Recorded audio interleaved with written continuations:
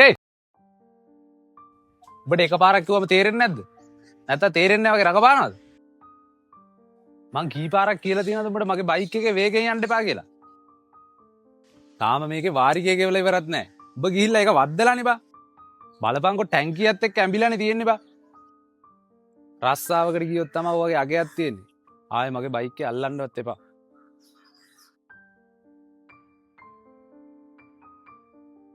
Hello අම්මා.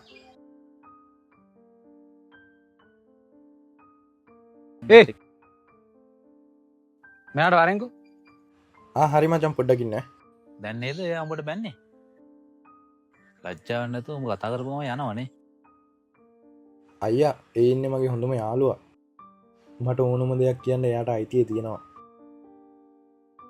ඇයි රණ්ඩු වුණාම කතා නොකරන්න ඕනේ කියලා කවුද කිව්වේ? ඔය යාළුකම් අස්සේ නම්බු නාම ලැජ්ජාවල් බලන්න හොඳ නැහැ. ඌ මට කොච්චර බැන්නත් මට ඒක ගානක් නෑ අයියා. ඒ එන්නේ නැද්ද බං? ඔබට අම්මා කෝල් ගත්ත නේද? ආන්සර් කරන්න බැරිද? මේ මට කෝල් ගන්න.